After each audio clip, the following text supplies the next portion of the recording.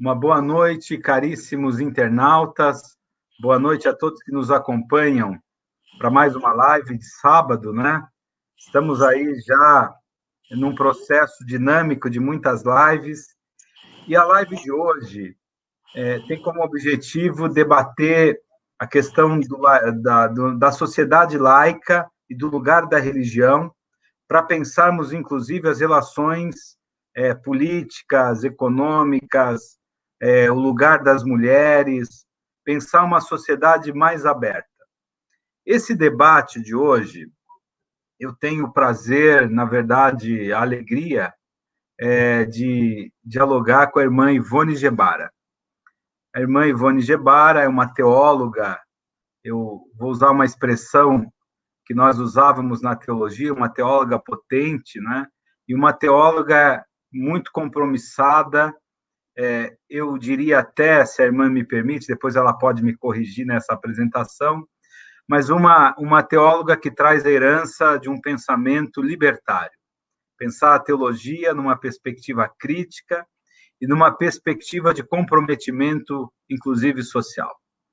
Nós estamos chegando na reta final da pré-campanha, daqui a pouco entramos, né, nesse debate mais direto da campanha política, mas esse debate de hoje vai além de qualquer, eu diria, situação pontual de uma eleição. É pensarmos a sociedade que queremos a partir de um prisma e de um olhar da teologia e da religião. Então, gostaria de convidar todos vocês a participarem conosco, a colocarem as questões que vocês tiverem, né, um privilégio, esse diálogo com a irmã Ivone, e também que vocês possam curtir e compartilhar essa nossa live. Eu vou passar a palavra para a irmã Ivone Gebara, para que a irmã possa dar uma boa noite e, quem sabe, uma rápida apresentação. Irmã, a palavra é sua, boa noite. Boa noite, Adelino, boa noite, Carol, que está nos ajudando, boa noite a todas as companheiras e companheiros que estão nessa live interessados nessa temática e no futuro do país. Eu tenho uma alegria muito grande de estar aqui, porque eu me sinto comprometida com uma governança do país que seja uma governança que respeite não só os cidadãos, mas as cidadãs, né, que respeite as mulheres.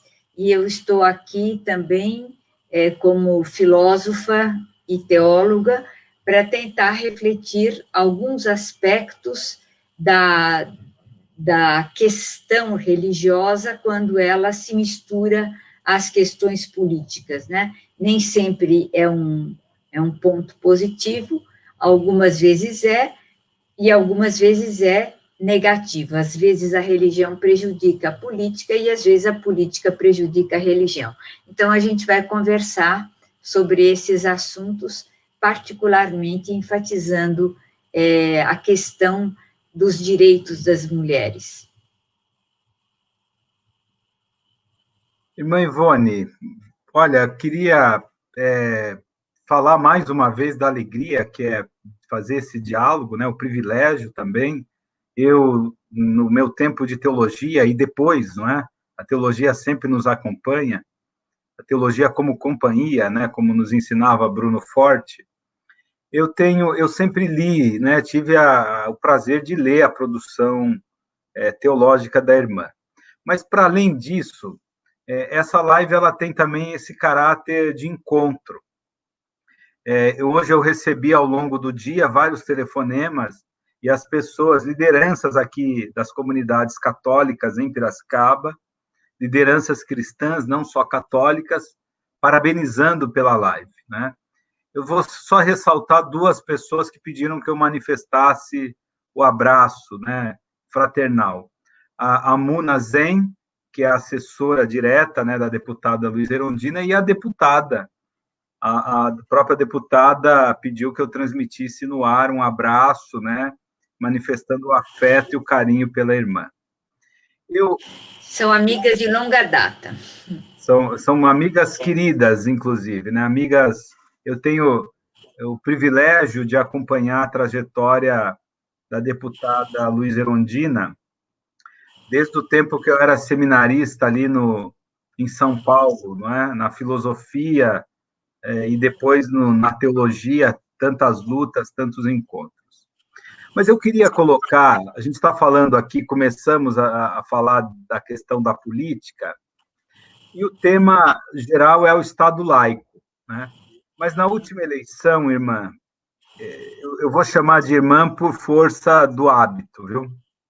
Irmã Gebara. Na última eleição, essa questão da religião ficou muito forte.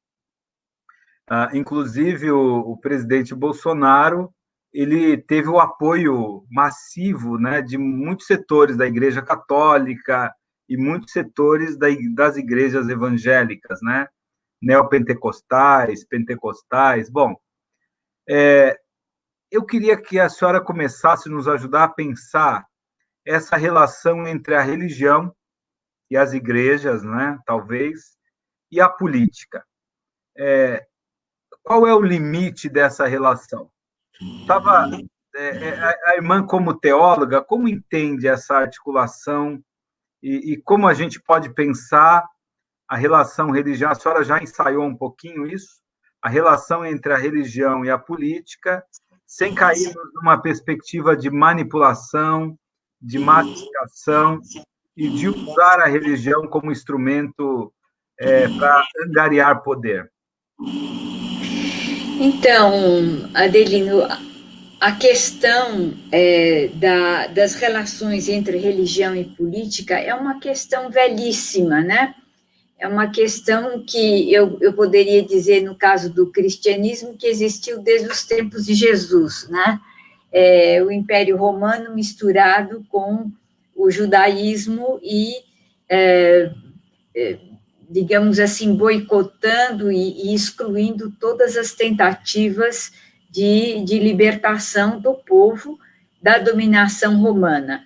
Então, a relação entre política e religião não é de hoje, né? Ela é velhíssima, né?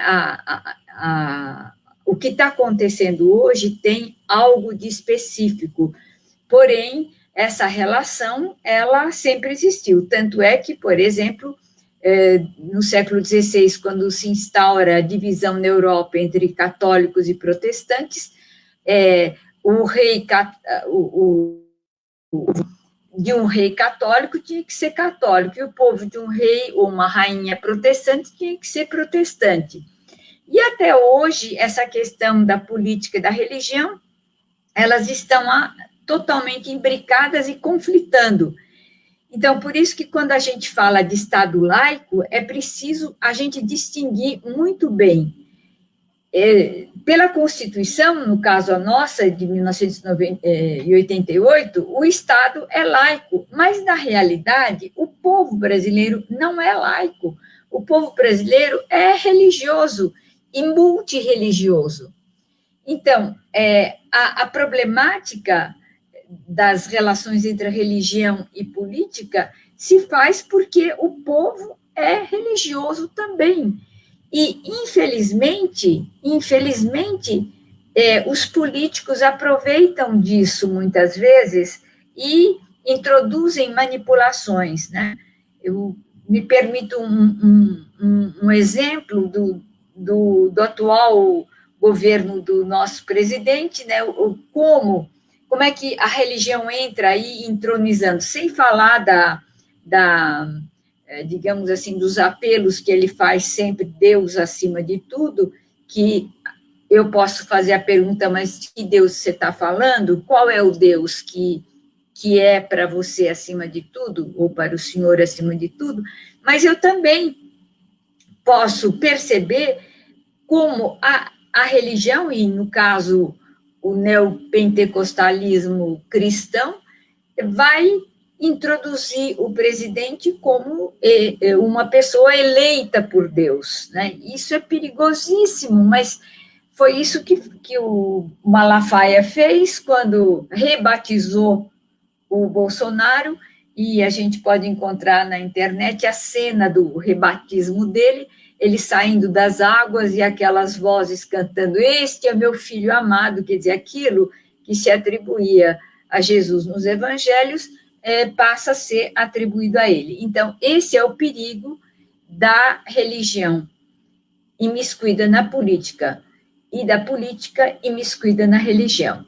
Né? Eu posso explicitar outros aspectos e por isso que a gente está falando de laicidade do Estado, né? E essa laicidade é defendida pelas mulheres de uma maneira bastante forte, né?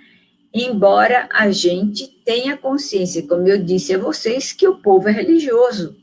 Agora, como distinguir as coisas, esta é a questão. Olha, irmã, eu acho muito interessante aliás, foi usado todo um simbolismo, né, com o segundo nome do presidente, que é justamente Messias, né? E eu escrevi um artigo dizendo do equívoco dessa identificação, né? A identificação como se ele de fato fosse o grande ungido, né? E eu me lembro, agora a senhora falando, me vem à mente, no século XIX, a crítica que o próprio Marx faz à religião, quando ela se torna um instrumento de manipulação e um instrumento que não aponta caminhos, né, de esperança. A religião acaba sendo não passa da dimensão ideológica, né? E me parece que esse é um problema. Eu, como teólogo, eu tenho me preocupado que há uma articulação quando cita o Malafaia, mas também setores, infelizmente, não é? Isso está posto nas igrejas cristãs de modo geral. Também setores da Igreja Católica que acabam identificando e fazendo coro a essa visão, como se o Bolsonaro tivesse um mandato divino, né? Mas eu acho que primeiro esse ponto de dizer qual é o Deus, essa indagação é fundamental. Deus acima de tudo, mas que Deus, né? De repente nós estamos falando de Baal, para voltar lá uma linguagem do universo do Antigo Testamento, né? E uma outra coisa importante, eu acho que a irmã podia nos explorar um pouco mais, né? Nesse debate do Estado laico, nós sabemos que o povo brasileiro é muito católico. Aqui em Piracicaba é essa a realidade. Nós vivemos uma sociedade profundamente religiosa. Eu falei católico, mas, na verdade, um país marcadamente religioso. E aqui em Piracicaba, nós temos a predominância das tradições, da tradição, né, cristã, nas suas mais diversas, né, ramificações, denominações, e aí as pessoas têm um certo receio, porque falar em laicidade parece você avançar para um Estado que tem a religião e todos os princípios de ética, amor, como uma primazia. E aí eu vou passar a palavra para a irmã, mas antes eu queria dar um exemplo.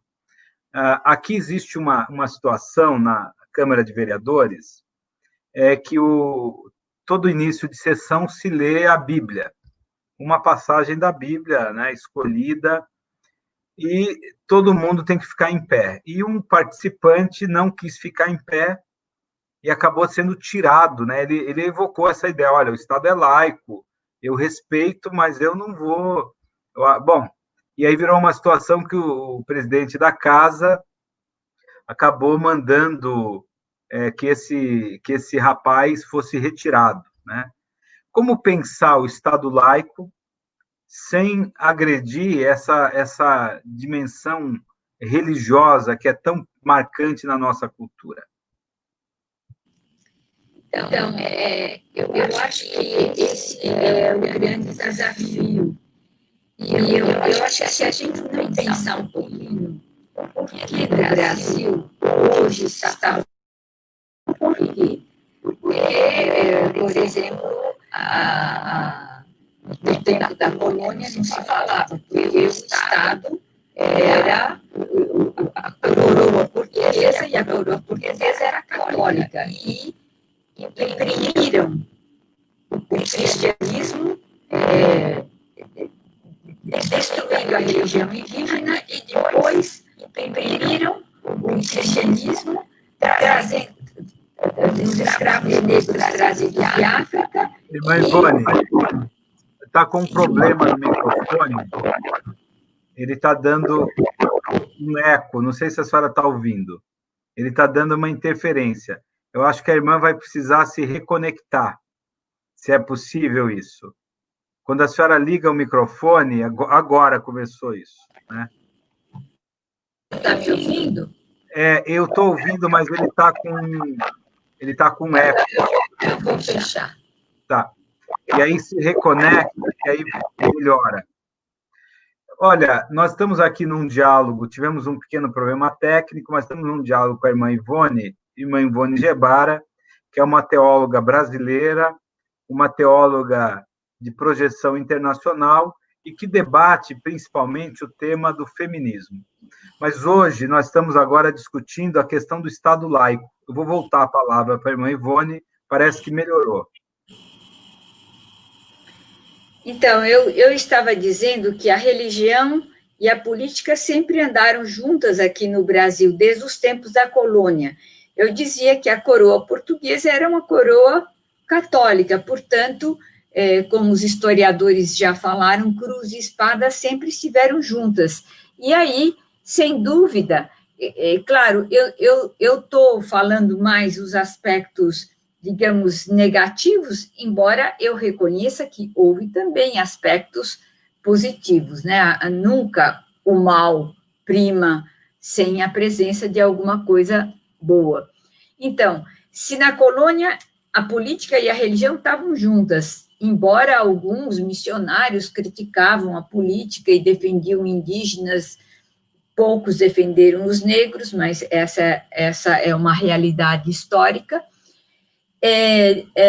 Depois, se você pegar os tempos da República, também a presença, embora os jesuítas também tivessem sido atacados e expulsos, mas a presença da religião foi muito forte, e especialmente a partir do século XIX, então a presença da Igreja Católica foi fortíssima, de tal maneira que havia um representante bispo da Igreja Católica no Ministério da Educação, e nada se fazia sem o consentimento também do núncio apostólico. O núncio apostólico é o embaixador, porque o Vaticano, que congrega a Igreja Católica, é um Estado.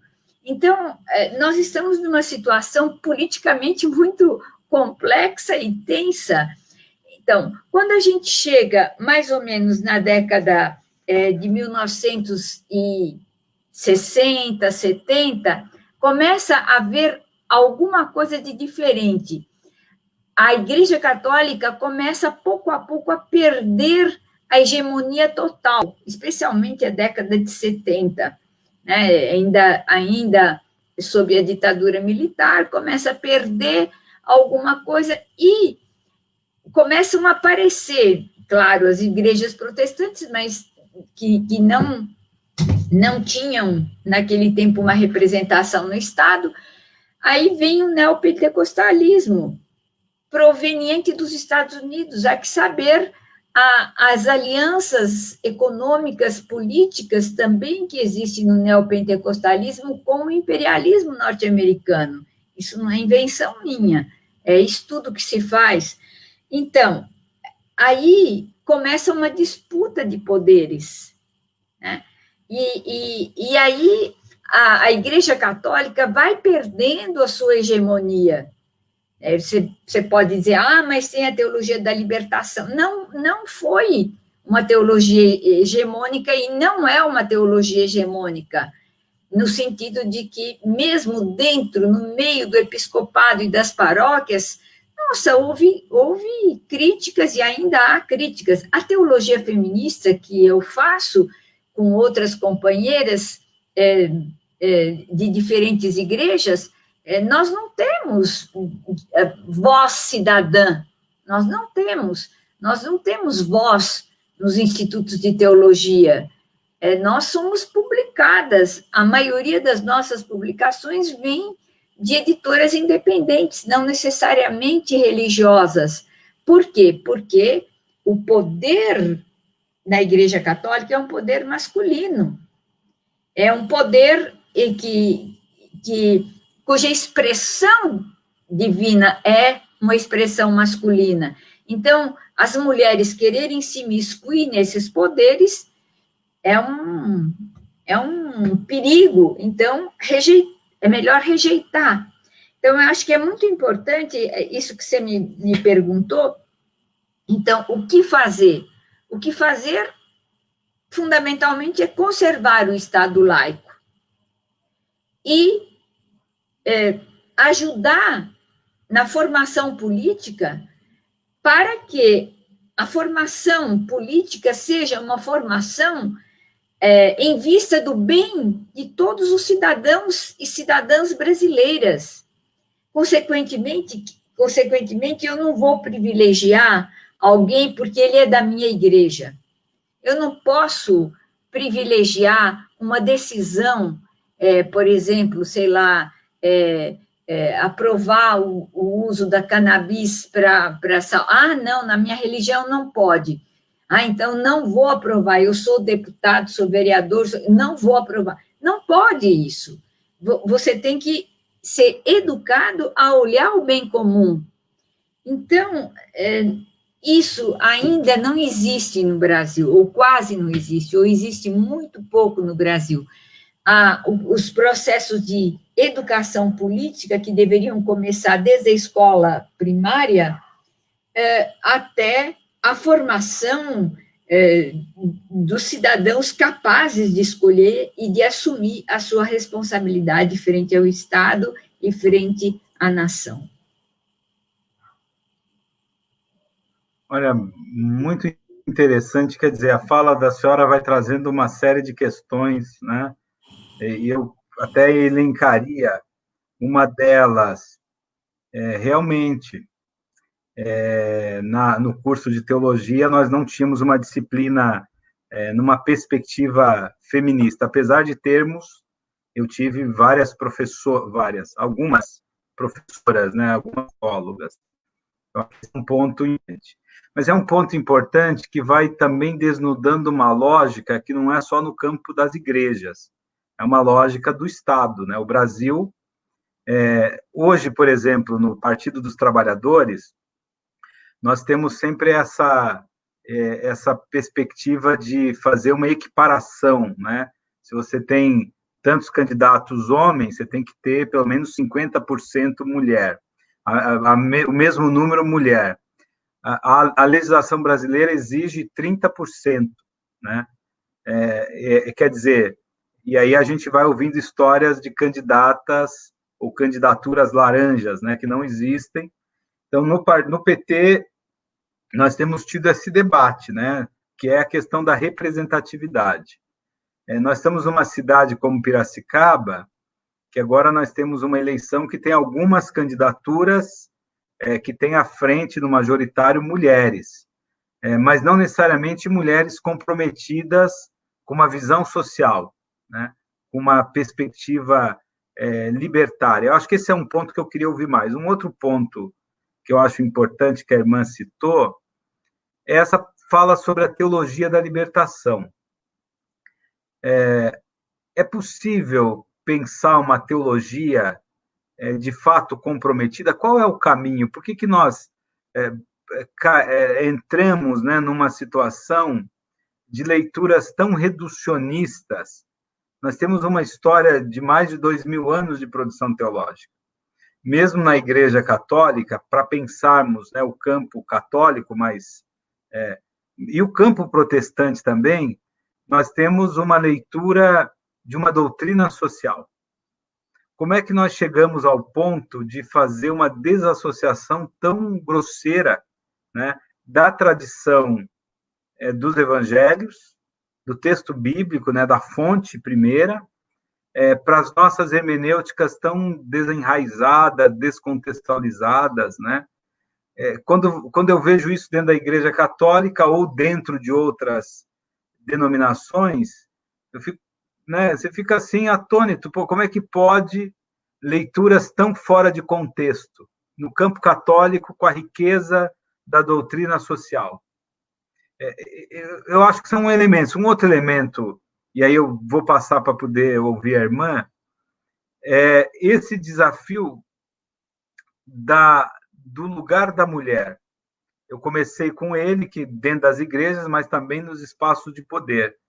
Que a irmã pudesse falar um pouco mais sobre o que advoga a teologia numa perspectiva feminista, para que a gente tenha esse lugar e aí avançar um pouco mais para questões pontuais da vida cotidiana. Então, esses 3 pontos. Vou passar a palavra para a irmã. Então, é muita coisa que você está propondo para refletir, né? A primeira coisa, você me disse que teve professoras. Não é porque você teve professoras que essas professoras são feministas, né? A teologia feminista não é uma adesão da maioria das mulheres, mesmo das mulheres que sejam cristãs e políticas, né? O feminismo é um movimento social que, na realidade, confunde a teologia clássica, porque a teologia clássica, ela é aquilo que eu gosto de dizer, ela é patriarcal, ela tem como princípio, em grego, arche patri, ela tem o pai como princípio. Então, a ideia é sempre assim, se Deus Pai é o princípio, Deus Filho é a continuação, macho, você vai dizer, mas Deus não é homem, mas é vivenciado simbolicamente como homem. Jesus também é homem e é vivenciado, e na relação que se tem com ele é a relação de homem. E nas igrejas cristãs, sobretudo na Igreja Católica, a única representação de Jesus é feita por homens. Então, você tem que ver que o que é uma estrutura patriarcal? Uma estrutura em que o masculino é que tem todo o poder de decisão, e decisão sobre os corpos, e decisão sobre os corpos femininos. E também sobre o lugar desses corpos femininos, o lugar das mulheres. Você pode entrar pelo romantismo que você quiser, mas a realidade é que há uma dominação religiosa, simbólica, dos corpos femininos, e uma exaltação do poder salvífico dos corpos masculinos. Então, a teologia feminista vai dizer para vocês, espera aí, nós não queremos ser vocês, mas vocês também não têm toda a bola. A história é constituída pela diversidade de seres humanos, mulheres e homens, também escolhas e diversidade sexual. A vida também não depende unicamente dos homens e das mulheres, a vida tem a ecologia, os biomas, os ecossistemas, que sem eles nós somos zero, nós não existimos. Então, essa espécie de antropocentrismo, que é característico da teologia tradicional e também da teologia da libertação, embora aberta a outras questões, mas também da teologia da libertação, não propicia, digamos assim, uma acolhida das mulheres, de fato, como representatividade de direito. Então, se você está falando, por exemplo, que no PT tem que ter representação, no PSOL tem que ter representação das mulheres, não é apenas 30%, mas é 50%. Aí que nas igrejas não existe isso. Na Igreja Católica não existe representação nenhuma, é zero de representação nas decisões e no fazer teológico. Quando é que eles se dobram a uma proposta de uma teologia diferente? Eles, eu estou dizendo, a hierarquia e os teólogos. E gostaria de dizer uma coisa assim, a riqueza da doutrina social da igreja, que eu estou de acordo com você, ela é absolutamente inacessível aos pobres. É absolutamente inacessível, não preciso nem falar dos pobres, inacessível à compreensão de uma classe média, mediana. Por quê? Porque ela fala, ela usa uma linguagem que passa por cima da sua cabeça, pode ser até bonita, mas você não entende, porque são conceitos filosóficos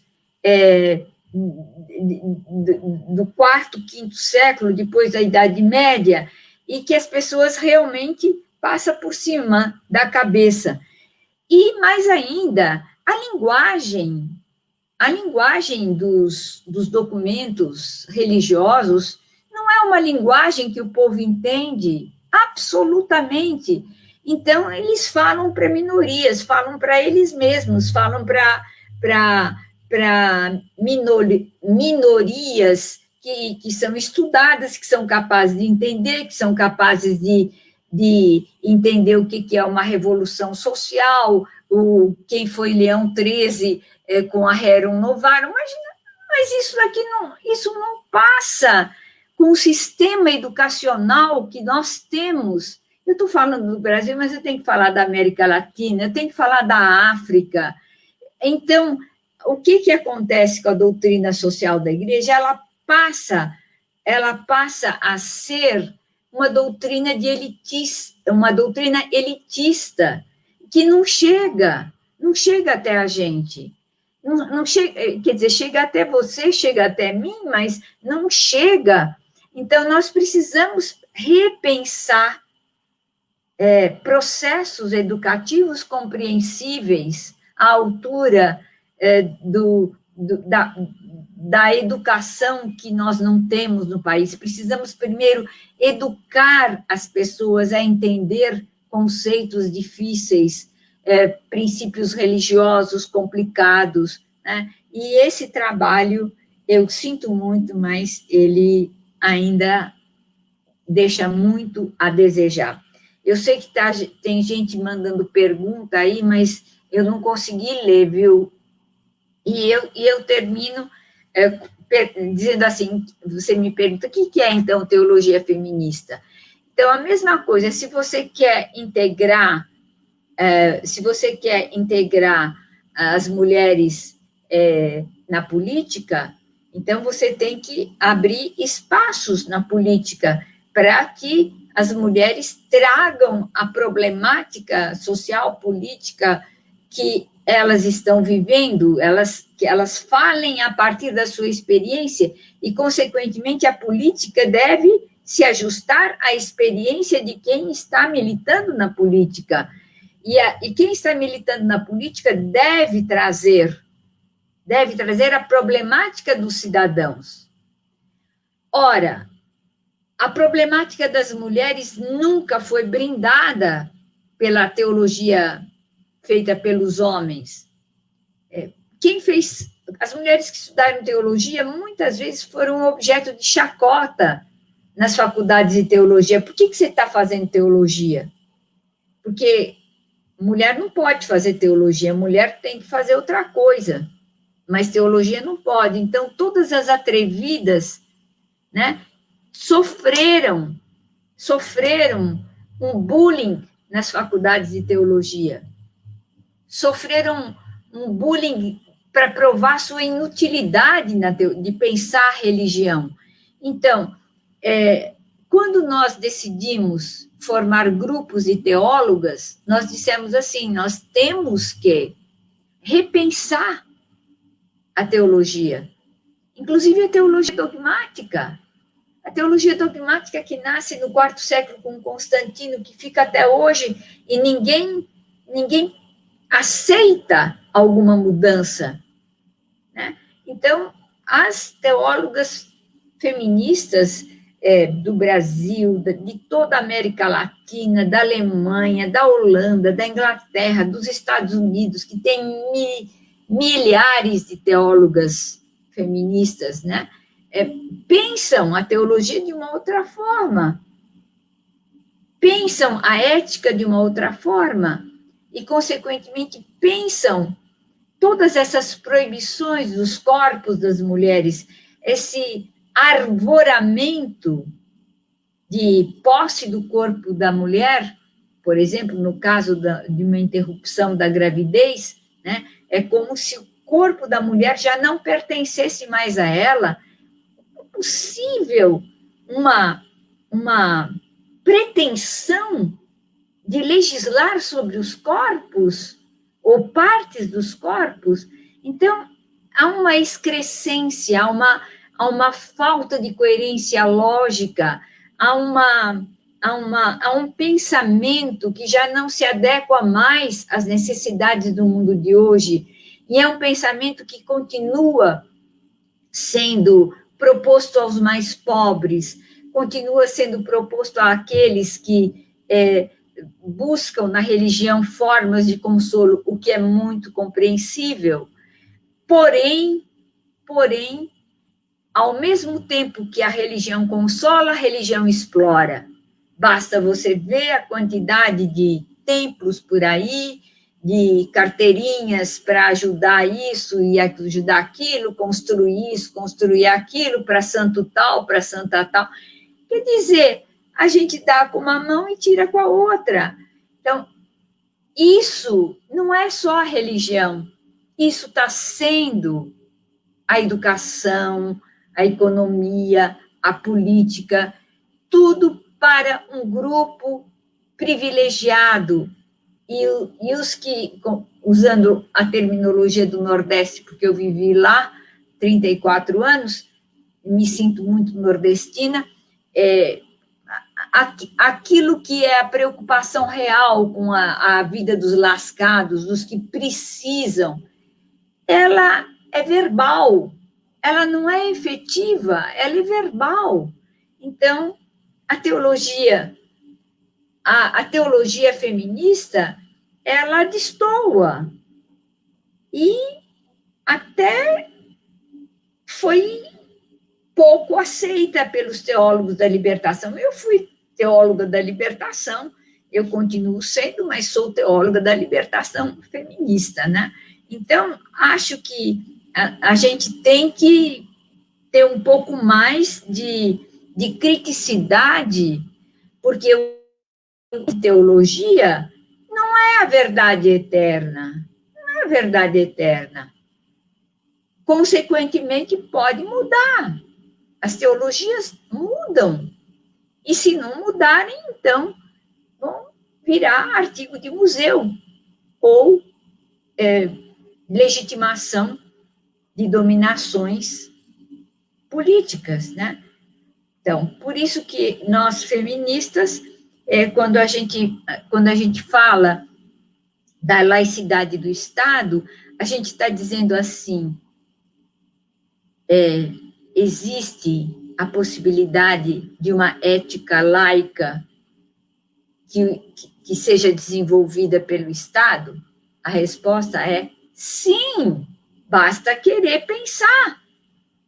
Existe uma política que não necessariamente precisa ser inspirada em alguma religião? Sim, sim.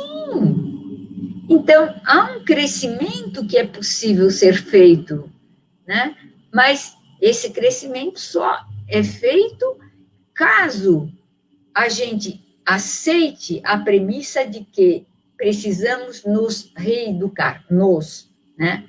Nós todos, religiosos, políticos, não é apontar o dedo para os outros que não sabem, mas apontar o dedo para mim, que tenho também continuamente que aprender da sabedoria do povo, da religião do povo, e trocar, e discutir, e falar, retomar um pouco aquela perspectiva que alguns anos atrás, era um pouco a perspectiva das comunidades eclesiais de base, que agora, nos tempos de hoje, está, para além da pandemia, mas está bastante enfraquecida, né? Então, eu prefiro dizer assim, pensar uma teologia libertária, ou uma teologia feminista libertária, sim, mas antes disso, vamos pensar como podemos favorecer os processos educativos, como podemos favorecer uma vida digna, onde tenha água e tenha esgoto para a população. Tem cidades aqui no Brasil que não tem esgoto.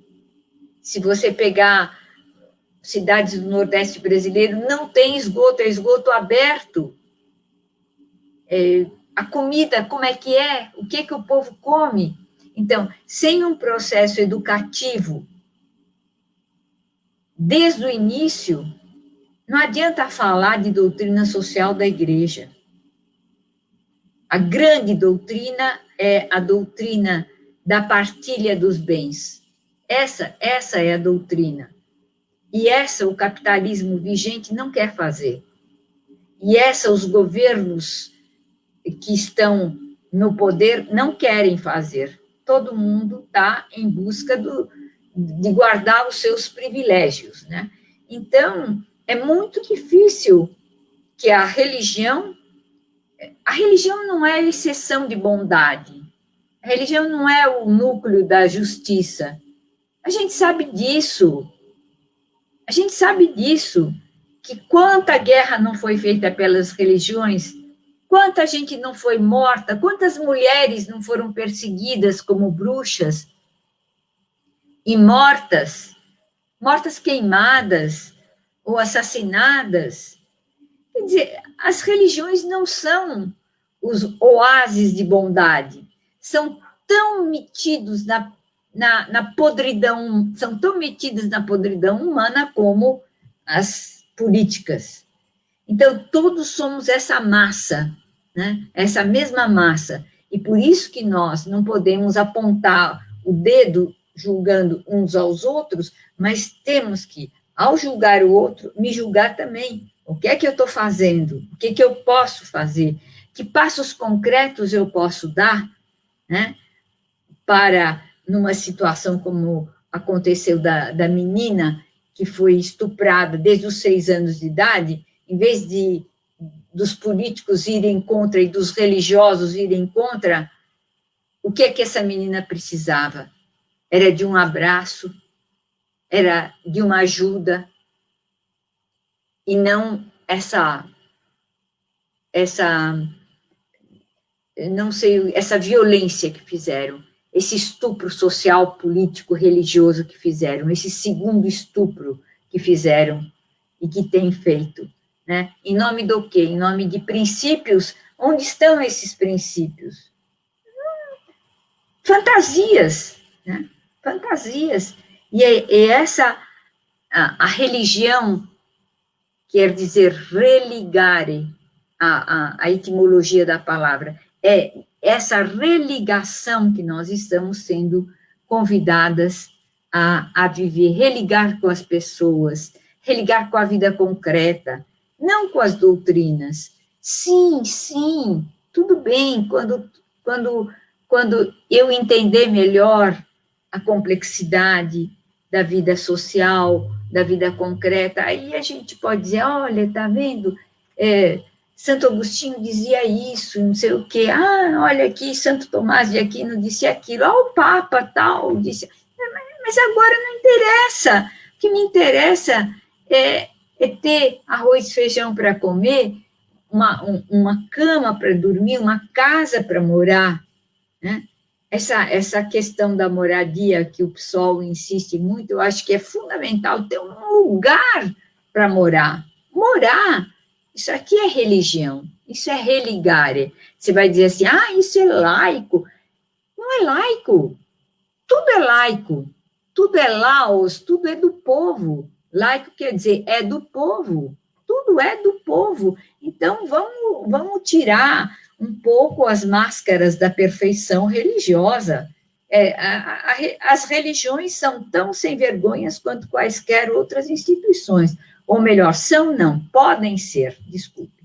Né? Então, isso é algo que está aí. A humanidade religiosa não é mais pura e mais perfeita do que a não religiosa.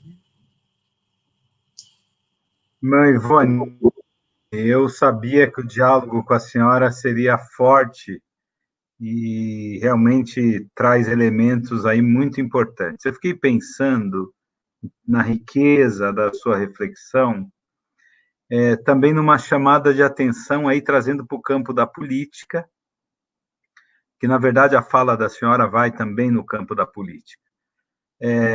Quando fala da abstração dos conceitos teológicos, né? Eu citei a doutrina social da Igreja, porque eu estava pensando mais numa referência interna, né? No sentido de que, pelo menos, deveríamos esperar da Igreja, do clero, dos membros da Igreja, essa atenção àquilo que é a grande tradição. E eu estou pensando exatamente na parcela da Igreja ou das igrejas que apoiaram esse governo. Mas eu acho que tem um elemento aqui nessa fala, um elemento muito precioso, né? Nós temos defendido a democracia, e a irmã coloca uma questão, mas é preciso sair da abstração dos conceitos. E muitas vezes, na nossa atuação política, as nossas falas também podem cair nessa dimensão universalista, abstrata, né? Eu vou dar um exemplo.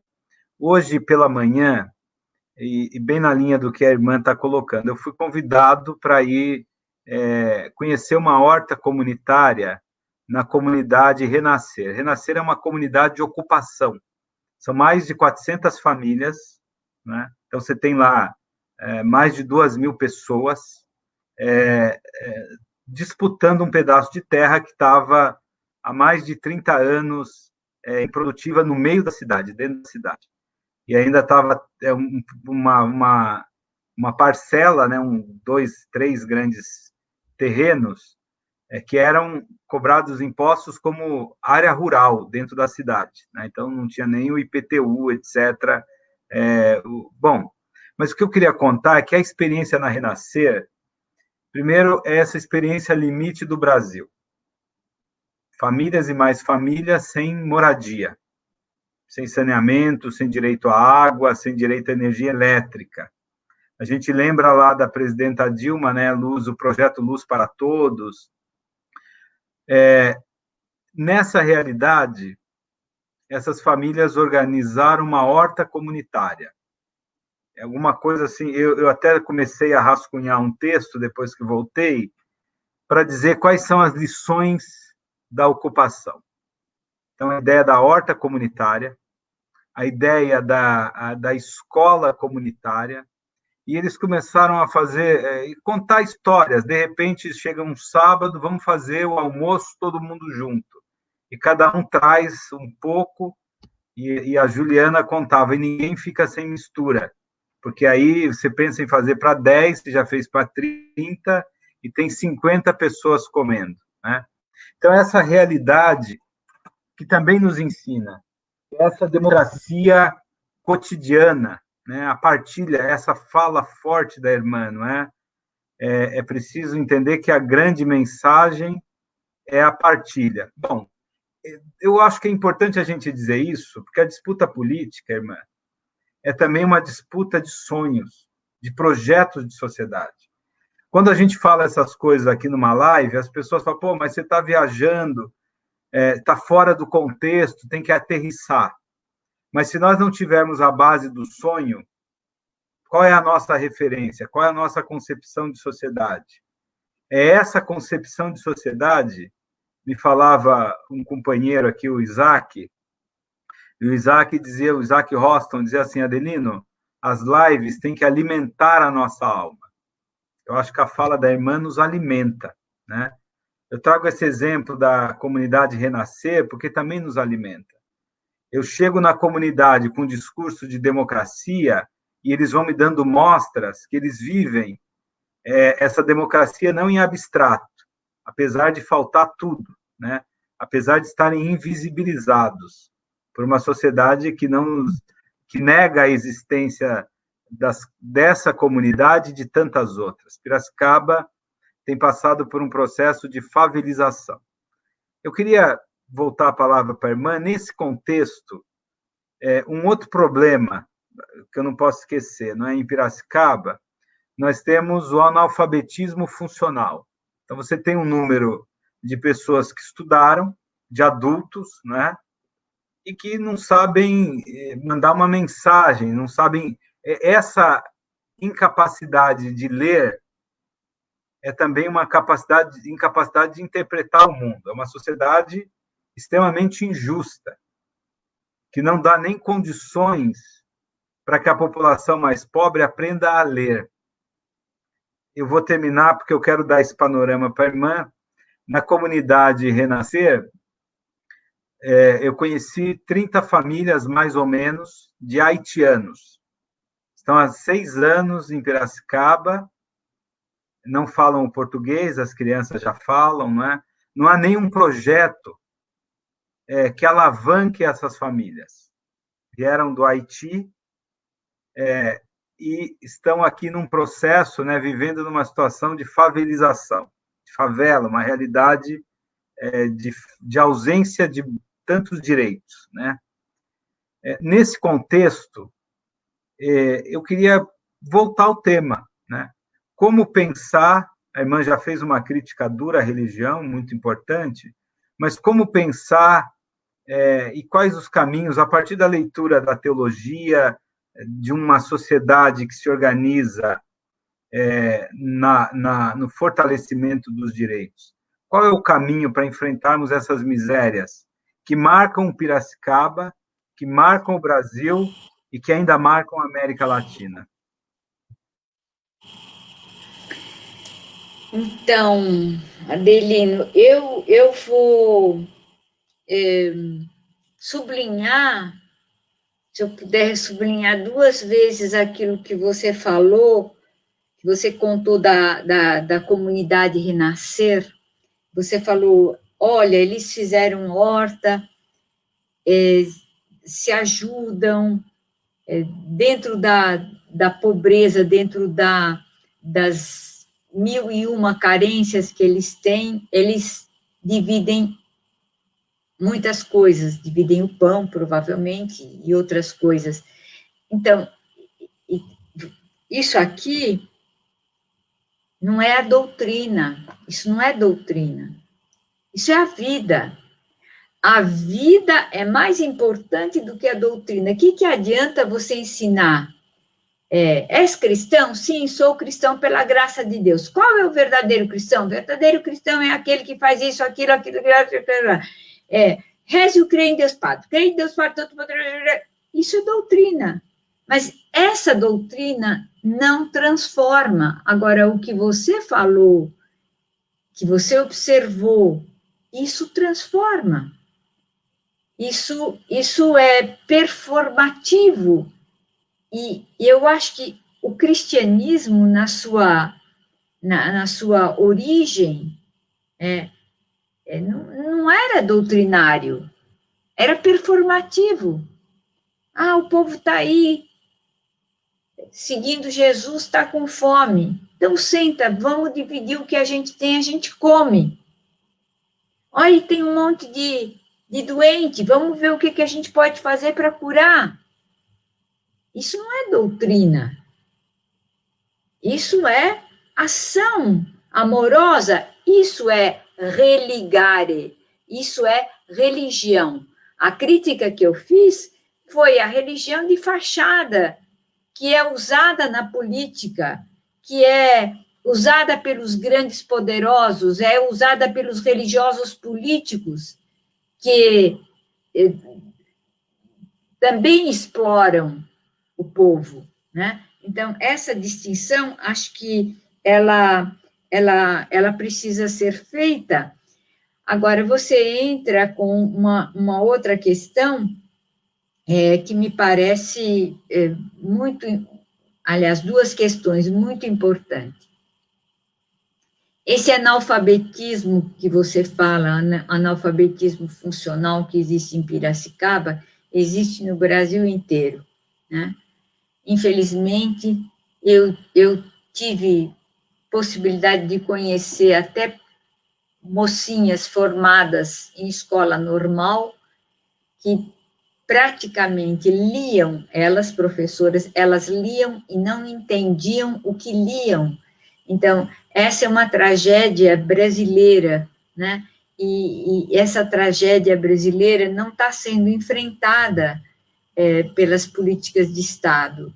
E as políticas privadas, pouquíssimas, têm enfrentado essa problemática. Mas eu acho importante também, nisso que você falou, dizer que também existe um analfabetismo, e não só funcional, mas real, das pessoas em relação às suas próprias crenças. Como as pessoas são levadas por essas igrejas a dizer assim, olha, fecha os olhos, você vai sentir que Deus está... Não tem alfabetização sobre si mesmo, não tem conhecimento sobre si mesmo. Nós não ensinamos as crianças a pensarem, nós não ensinamos os jovens a pensarem, ensinamos outras coisas. Então, esse analfabetismo funcional é um analfabetismo real em diferentes áreas do conhecimento humano e, inclusive, também das religiões. Não se pensa religião, se dá aquele pulo. E, nessa linha, quando você fala de sonho, eu acho que a política tem uma dimensão de sonho, sim, não tem dúvida. Tem uma dimensão, eu diria assim, utópica. Utópica, no sentido assim, topos quer dizer lugar. Utopos significa não está ainda presente nesse lugar, mas pode estar. Então, a utopia é pode estar, quer dizer, juntos nós teremos condições, por exemplo, de melhorar as escolas públicas. Como é que a gente vai fazer? Tem que sentar e ver de acordo com a realidade da cidade e as pessoas que estão disponíveis e disponíveis não só para ganhar salário, mas para dar do que tem sem salário. Eu acho que a gente fez do mundo do trabalho público um mundo só de salário, mas tem que ver outras possibilidades, né? Eu tenho absoluta certeza que o pessoal da comunidade Renascer, quando divide as batatas que plantou, não está cobrando uns dos outros essas batatas. Então, a gente tem que começar a incentivar solidariedades. Isso é política. Não precisa ser só, peraí, olha, se você vier trabalhar comigo, eu vou te dar 2 salários. Não é, eu quero que vocês venham me ajudar, porque essa cidade é nossa, esse lugar é nosso. E eu acho que a gente tem exemplos que tornam esse sonho, essa utopia, uma utopia, quer dizer, no topos, no lugar. Então, a política tem que ter utopias, mas não promessas vãs. Há uma diferença entre as promessas vãs. Olha, se vocês elegerem fulano de tal, olha, ele vai, cada dia do mês, vai distribuir uma cesta básica. Isso não é utopia. Isso é enrolação, né? Isso é promessa vazia, né? Mas as utopias, também você não pode pensar uma utopia totalmente irrealizável. Vamos dizer, olha, no meu governo eu vou dar uma casa de 4 cômodos para cada necessitado. Não vai ser possível. A utopia tem que ser uma coisa possível no topos, no lugar da vida, no lugar da convivência, né? Mas acho que eu não posso ter política sem ter sonhos, ou seja, como você bem disse, eu não posso ter política sem propostas para lutar em vista da melhoria das condições da população. E não posso ter política sem solicitar à população para que arregace as mangas e torne a cidade lugar de sua ação. Né? E é interessante porque a gente tem uma ideia de que os políticos é que vão fazer tudo. Então, tem que mudar esse conceito de política. Tem que dizer assim, os políticos somos nós. O prefeito, ele vai apenas congregar esse nós, ele vai coordenar esse nós, ele vai convidar, pela capacidade que ele tem de conhecimento, de união, convidar, né? Então, essa ideia da política como uma política de coletividade, não é o político que vai fazer para o povo, é o povo com o político que devem fazer para si mesmos. Então, aqui tem uma ideia, né? Eu acho que Paulo Freire está presente nessa ideia, né? De convidar as pessoas a serem artesãs da sua própria mudança, artesãs da sua própria cidade, artesãs da sua própria moradia, e não, sabe, não apenas receber benefícios que acaba tem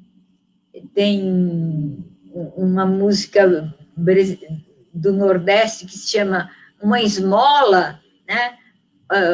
Ou vicia o cidadão, ou mata o cidadão de vergonha, né? Os cantadores do Nordeste fazem isso, cantavam isso. Então, isso aqui é muito importante, frisar a dimensão política da política, desculpe, a dimensão coletiva da política, porque uma andorinha só não faz verão,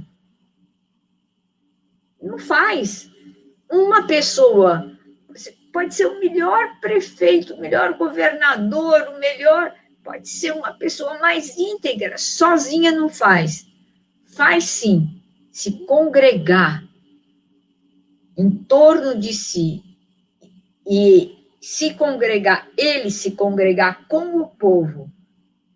O povo tem que se tornar político, o povo tem que buscar saídas. Eu me lembro que houve um prefeito no Nordeste do Brasil que eu conheci, que infelizmente ele deixou por razões pessoais a política, mas ele fazia reuniões mensais em diferentes comunidades, quando ele se tornou prefeito, para dizer, vocês que são os políticos, vamos ver o que nós temos que fazer aqui, né? Então, essa ideia, você muda a responsabilidade, você coletiviza a responsabilidade, e isso é possível se a gente quiser, é possível se tiver gente que tope pensar, né? Então, acho que isso é um comentário que eu faço a esse exemplo que você dá, que eu achei muito bom, em relação à comunidade Renascer, e também acharia, né, o que a gente pode fazer para ajudar os haitianos, e o que os haitianos podem fazer para se ajudar eles mesmos, o que eles têm para oferecer para essa cidade, e o que essa cidade, não é só o que a cidade tem para oferecer, o que vocês têm para oferecer. E tem, né? E tem muito a oferecer. Né? Então, eu acho que a coisa vai mais pela linha da coletivização das riquezas que nós temos, vai pela linha da educação que nós podemos propor uns aos outros. Fácil não é, é difícil, porque nós estamos muito mal acostumados às políticas individualistas, nós estamos muito mal acostumados às políticas hierárquicas, e daí é muito fácil atirar pedra no político, atira pedra no político. Aí eu digo assim, peraí, como está no Evangelho, atire a primeira pedra quem não assumiu a responsabilidade. Qual foi a sua responsabilidade? O que é que você, como votante ou como membro dessa cidade, podia fazer e não fez, né? Então, retomar a responsabilidade. A responsabilidade quer dizer a responsabilidade pela república, que é uma coisa pública. Res pública é a coisa pública. Todo mundo tem responsabilidade pela coisa pública, não só os políticos. Então, abrir essa noção de política para coletivizá-la. Irmã, muito bacana, porque, na verdade, esse conceito da participação é aquilo que a gente chama de uma democracia de alta, né, altíssima intensidade, essa democracia popular, né? Olha, eu confesso que, de alguma maneira, é o que nós queremos construir. Eu tenho dito, né, que a nossa pré-candidatura tem que ser um projeto de todos. Tem que ser um projeto coletivo, né? Alguém me dizia, olha, estou apoiando a sua pré-candidatura. Eu falei, não a minha, a nossa. Né? Essa tem que ser uma construção de um grupo. Isso que nos dá potência.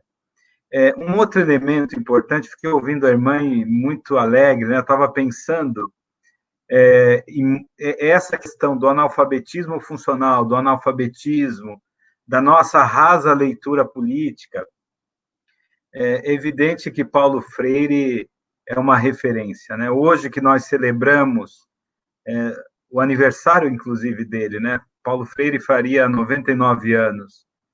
Eu tive o privilégio de fazer uma live com a Anita Freire, e nós falávamos exatamente dessa riqueza e da força, né? De tudo que Paulo Freire construiu do ponto de vista da emancipação, da autonomia e de uma educação que tire de dentro de nós o opressor. Uma outra questão que eu queria comentar, a gente já está praticamente terminando a live, nessa experiência, irmã Ivone, do fortalecimento da participação popular, nós vivemos uma situação de revés, né? Me parece que tudo aquilo que nós construímos por uma série de questões, a pujança das nossas comunidades, eu quero dar um exemplo, e saindo um pouco do campo da igreja ou das igrejas. É evidente que a pujança das nossas comunidades religiosas se perdeu do ponto de vista da formação política, da formação mais crítica. Mas aqui em Piracicaba, nós tínhamos a disseminação de centros comunitários. Hoje eu tive num centro comunitário e uma constatação é o abandono e o enfraquecimento dos centros comunitários. Então, ao longo, veja, é até uma armadilha da ideia de uma pseudodemocracia.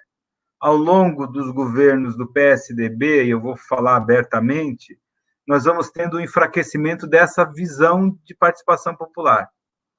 Essa leitura do prefeito lá do Nordeste é uma exceção, não é? No sentido de fortalecer que a política não pertence aos políticos profissionais ou aos profissionais da política.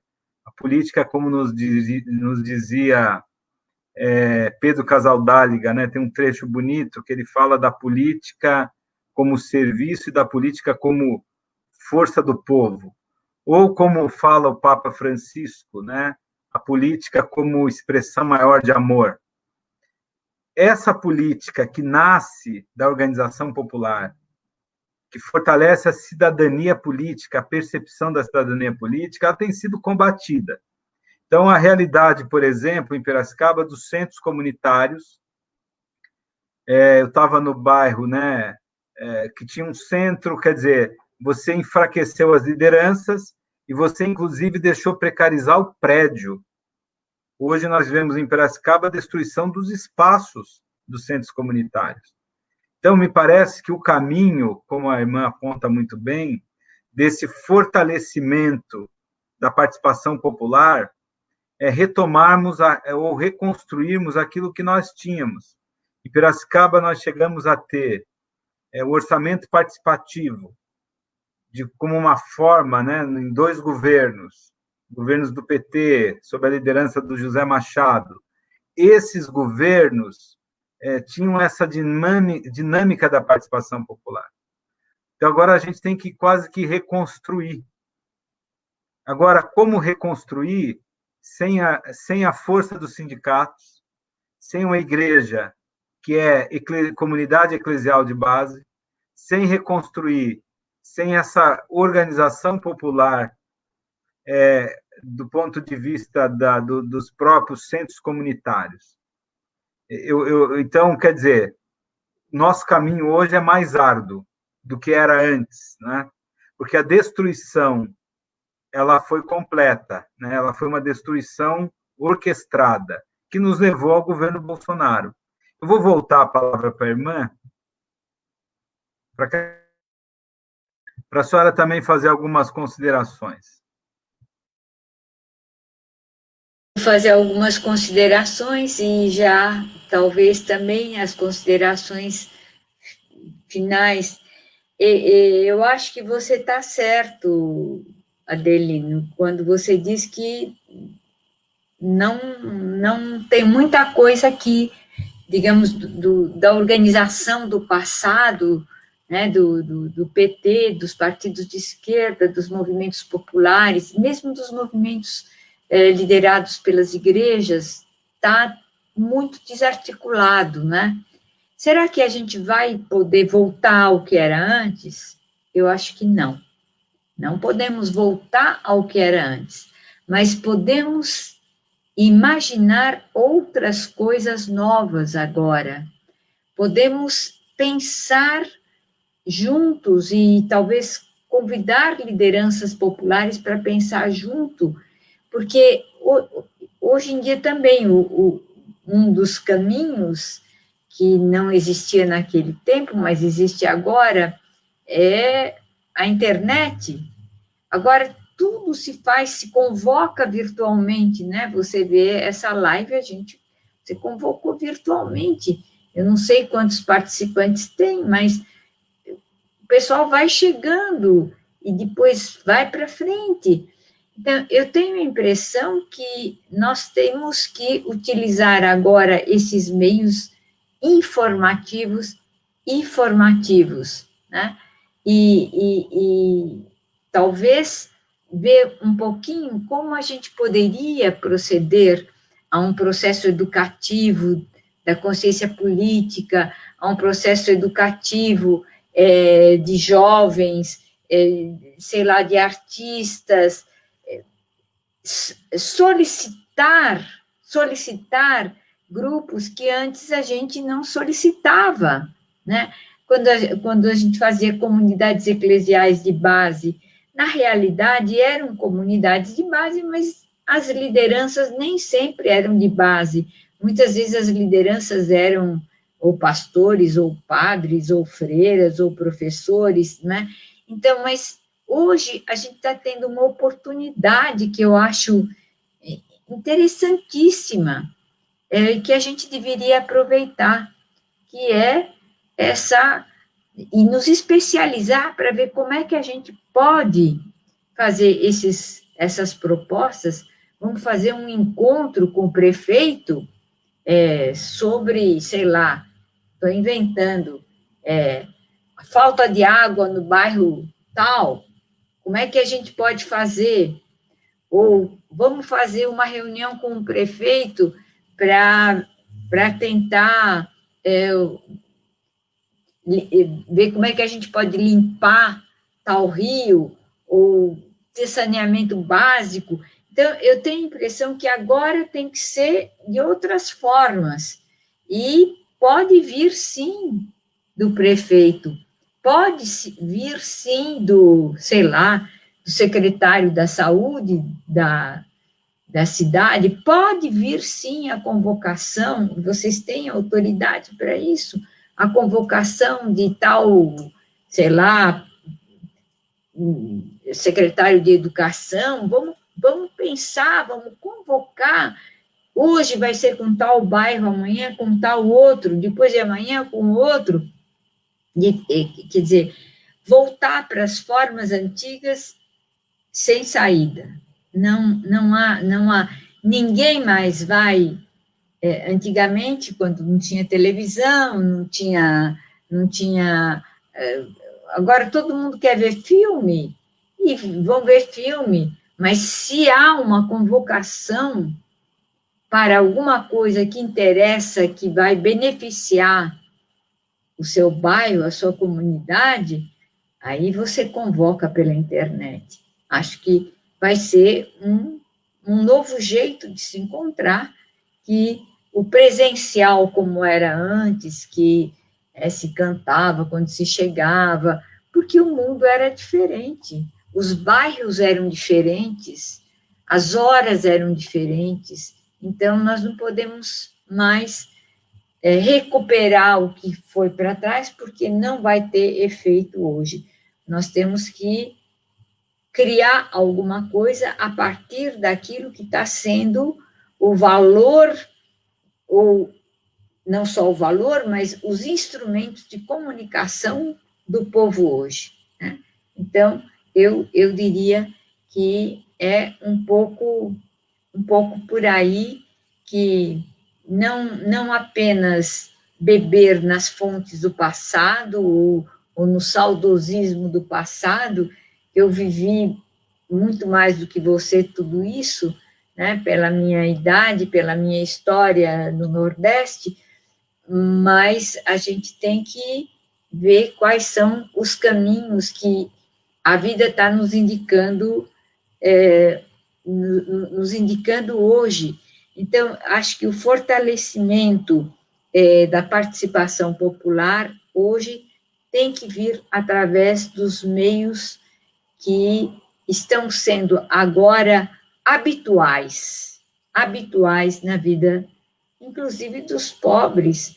Você não tem pobre que não tenha um celular hoje em dia, não tem pobre que não tenha uma televisão e que vê filme. Eu mesma não tenho Netflix, não tenho, mas tem muita gente das periferias por onde eu ando, todo mundo tem, todo mundo sabe série tal, série outra tal. Então, é outro mundo, é outro universo, por isso que as convocações têm que seguir o fluxo da história atual e não fazer o contrafluxo da história, trazer a história passada para o fluxo do presente. Com isso, eu não estou dizendo que o passado não nos ensina. Eu acabei de citar Paulo Freire, que é um inspirador para mim, como Rubem Alves também, como tantos outros educadores, são inspiração e educadoras, mas não dá para ser mais como foi antes, agora é como agora tem que ser, né? Acho que esse desafio a vida nos propõe hoje, a vida política, a vida econômica, a vida social e, sobretudo, a vida de participação popular. Quer dizer, o povo tem que ser artesão da sua própria melhoria de vida, né? Isso, e a política tem que, a política da cidade, do Estado, tem que ser coordenadora desses artesãos da sua própria vida, né? Da direção da sua vida. E quero agradecer Irmã, o seu convite. eu vou ainda passar mais uma vez para a senhora dar o boa noite. Eu só quero fazer um comentário. A senhora faz aquele movimento que é tão importante, que a lucidez teórica e teológica tem uma dimensão de pensar uma política que se coloque a serviço, né? É essa teologia e essa leitura sobre a religião que nós precisamos cultivar, dependente da designação. Aqui em Piracicaba tem um grupo, eu tenho participado junto com um pré-candidato, né, a vereador Ronaldo de Almeida, que temos defendido esse diálogo e a tolerância religiosa. Eu acho que esse é um debate importante. Hoje eu estava contando lá no bairro Javari 3, vendo o centro comunitário, estava uma liderança, Joelma Olegário, né? E a Joelma mostrava exatamente essa, não só a depredação daquele prédio, do espaço que deveria ser público, mas a falta de atenção do poder público de fortalecer essas lideranças comunitárias, né? E eu dizia para a Joelma que esse enfraquecimento do centro comunitário e das lideranças locais é uma estratégia política, né? De manutenção de um poder que não está a serviço daquele bairro e não está a serviço da cidade, né? Um desafio que eu vejo é construirmos, por exemplo, uma prefeitura que tem esse caráter, inclusive, itinerante, de conhecer a realidade em loco, né? Falava para a Joelma, se nós ganhássemos a prefeitura, se nós ganharmos a prefeitura, eu quero continuar vindo tomar café na sua casa, aqui no bairro. É esse enraizamento que não pode ser populismo, mas é quando você vê essa realidade, essa vida cotidiana, as carências mais reais, né? E aí aparece a questão do transporte, a questão do cheiro que vem da usina, a questão da falta de água, parece que a irmã conhece, inclusive Piracicaba. Mas esse é um desafio, que eu também concordo que nós só vamos vencê-lo se houver uma articulação, um protagonismo popular. Mas esse protagonismo popular está atrelado a um processo de educação política, né? E também acho que não vai se dar como se deu na década de 80, na década de 90. Hoje nós vamos precisar descobrir outros mecanismos. A questão do espaço virtual, eu mesmo comecei a fazer uma série de lives logo com a pandemia. Tenho aprendido essa dinâmica de comunicação. Mas para chegar mesmo nas pessoas, você precisa estar na comunidade, conhecer essas comunidades, e é preciso que essas lideranças também eu diria, se apropriem desses mecanismos, não de cima para baixo, de maneira orgânica, né? Irmã, eu aprendi muito, queria dizer que a minha vontade é reler os seus textos, né? Eu tenho essa perspectiva pela minha formação em teologia.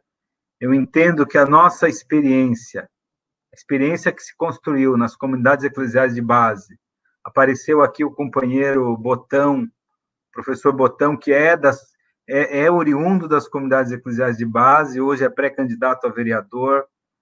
O companheiro Botão ressaltava exatamente essa questão da força das comunidades eclesiais para pensar uma nova dinâmica política. Esteve conosco também a companheira Rai, que é uma pré-candidata que tem defendido as pautas do feminismo, né? Não conhecia a irmã e ela me falou, quero assistir a live para conhecer. Olha, eu acho que o desafio é muito grande. Se eu pudesse sintetizar, irmã Gebara, precisamos de um governo popular, precisamos de um governo com representatividade, a presença das mulheres nos espaços de decisão, a presença dos negros, né? Essa visão para a diversidade. E precisamos construir em Piracicaba essa utopia. Não a utopia de entregar a cesta básica ou de comprar de forma clientelista com cimento, com tijolo, né? Mas a utopia de que nós vamos construir uma sociedade que seja direito de todos. Como é que nós vamos fazer isso? Alguém pode dizer, olha, está prometendo demais. Nós vamos fazer isso chamando o povo para dialogar, chamando as comunidades para debater, né? Essa experiência que, de uma certa maneira, eu vou terminar aqui, vou passar para a irmã dar o boa noite, que, de uma certa maneira, é aquela experiência do início, eu vou usar uma metáfora, não é? Mas a experiência de Israel tribal, essa experiência do conselho, do povo que se reúne e que pensa uma perspectiva de sociedade que responde às necessidades daquela comunidade. Irmã Gebara, que alegria, quero passar a palavra para o seu boa noite e aí nós fechamos a live. Obrigada. Então, eu gostaria muito de retomar uma expressão que você usou, uma prefeitura itinerante. Eu acho que é isso mesmo, né? Uma prefeitura itinerante é uma prefeitura que está andando, caminhando no meio da diversidade de comunidades, da diversidade do povo que constitui a cidade. Uma prefeitura itinerante é aquela que vê, que escuta, que fala, que pergunta, que esclarece. Eu acho que isso é um novo, digamos, elan político que você pode propor para a cidade de Piracicaba, né? E acho que essa vontade de tornar a política como política coletiva, né? Isso acho que é a novidade que, sei lá, pessoas como você e como outros companheiros e companheiras podem oferecer essa coletivização da administração pública, né? Acho que isso é muito importante. Eu quero te agradecer o convite tão amável e agradecer as pessoas também que estão nos vendo e ouvindo e se manifestando, e desejo o melhor para você e para o povo de Piracicaba. Um abraço para todo mundo. Obrigada. Muito obrigado, obrigado, irmã Ivone Gebara, por ter aceitado esse diálogo conosco, um diálogo muito rico. Queria agradecer a todos que nos acompanharam nessa live, né? Aprendemos muito e vamos, assim, consolidando a nossa visão e o nosso projeto para Piracicaba, né? Gostaria de insistir que vocês curtissem, comentassem e compartilhassem, para que a live possa alcançar o máximo de pessoas. Uma boa noite a todos, né? Um beijo. Irmã Gebara, que alegria foi esse diálogo, uma bênção. Obrigada. Né? Um prazer. Uma boa noite. Até mais, Carol. Tchau, tchau. Tchau. Obrigada.